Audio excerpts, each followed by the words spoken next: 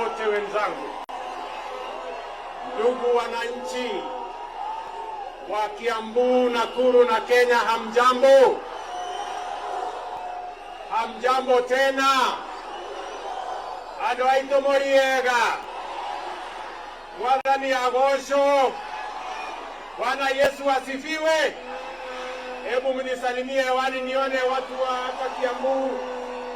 Asanteni sana.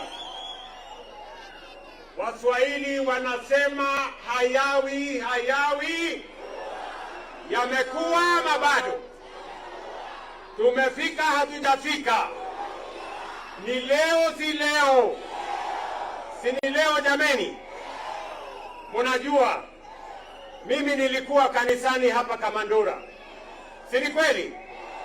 Na niliwaambia munipatie nafasi kidogo ili nirudi hapa ndio tuweze kujenga hii barabara. Hiyo ilikuwa ni kama miezi 3-4 iliyopita. Leo kwa mapenzi ya Mungu tumefika hapa leo. Na tumekuja hapa kufanya tendo la kihistoria. Hii barabara ilianza kufikiriwa 2016. Si ni kweli? Watu wa World Bank walimaliza ile feasibility study 2016. Tumekuwa tukitamani kama nchi hii barabara tuitengeneze vizuri, iwache kuwa na msongamano, iwache kuwa barabara ya ajali, iwache kuwa barabara ya kusumbua wananchi. Ni kweli ama si kweli? Si ni kweli jameni? Nilisema juzi, wiki iliyopita, nikasema nikiwa bunge ya kwamba wiki hii tutaanzisha hii barabara. Si ni kweli?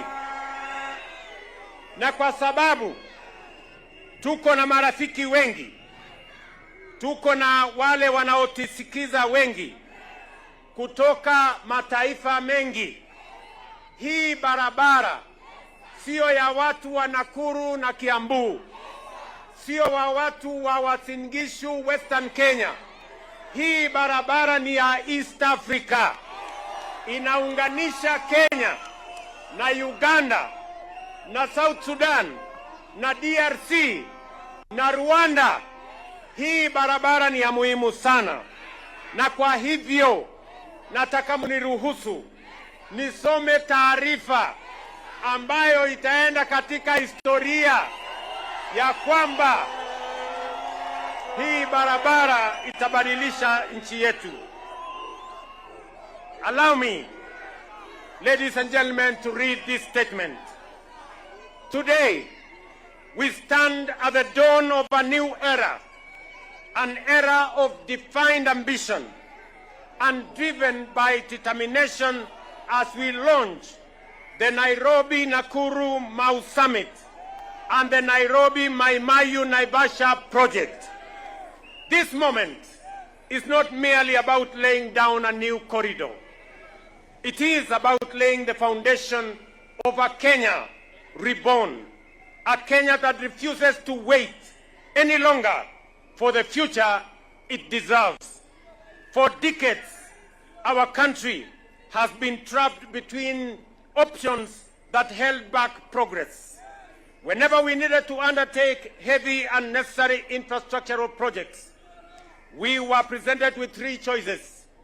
The first was to rely on a national budget, but this was not possible.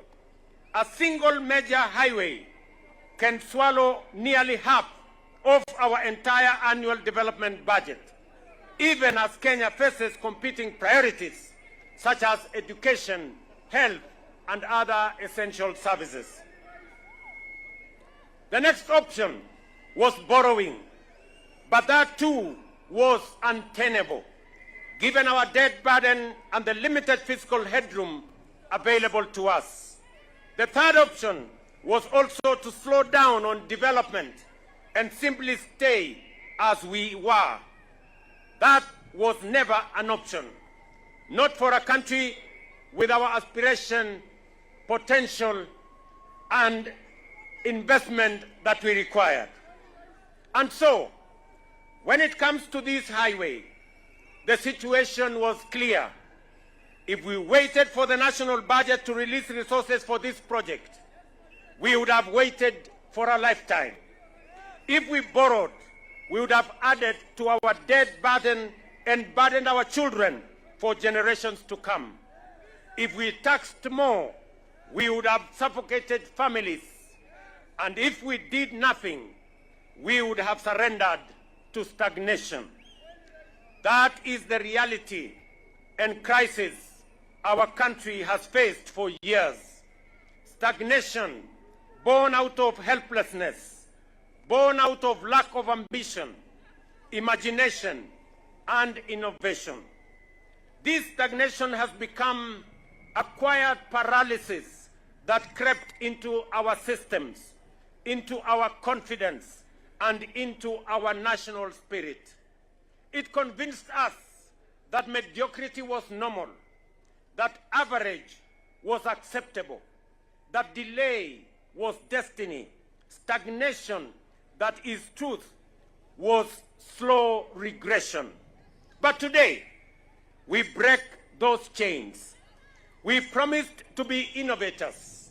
We promised to build differently. And today, we keep that promise boldly, unapologetically, and unmistakably. This project we launched today is more than a highway.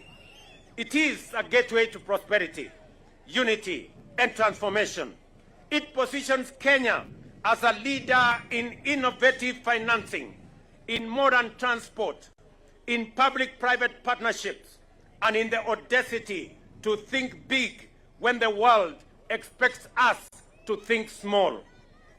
The Nairobi-Nakuru Mai Road stretches 175 kilometers, while the Nairobi-Naivasha Road adds another 58 kilometers. These are the modern multi-lane dual carriageways designed, financed, expanded, operated, and maintained through a world-class public-private partnership model. It is an investment of over 170 billion shillings, a living demonstration of what happens when government stops trying to do everything alone and starts doing things smarter and in partnership with the private sector. The Nairobi-Nakuru Mau Summit corridor will be strengthened to handle heavy commercial traffic, supported by new interchanges, truck laybys, pedestrian bridges, lighting, barriers, drainage systems, and intelligence transport technology to enhance safety. The Nairobi-Naivasha section will be upgraded to handle slip gradients and high cargo volumes, linking efficiently to the Naivasha Inland Container Depot and the emerging industrial ecosystem that will be in our industrial city in Naivasha. Together, these upgrades will modernize the corridor, unlocking faster, safer, and more efficient movement of people and goods, not only across Kenya, but across East and Central Africa. This route is a vital artery linking Nairobi to Uganda, to South Sudan, to Rwanda, to Burundi, to the Democratic Republic of Congo, sustaining our economy, empowering regional trade, and expanded opportunity. For too long, this corridor carried more than it could bear. Traffic consumed our time, accidents stole our loved ones, and delays cost our economy billions. Today, we say, no more. With modern engineering, innovation, and accountability, this road will cut travel times, reduce accidents, and save lives.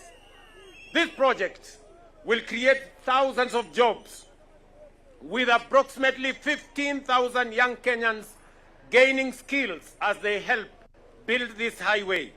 It will not only construct roads, but careers and futures, with local content leading and Kenyan businesses at the center.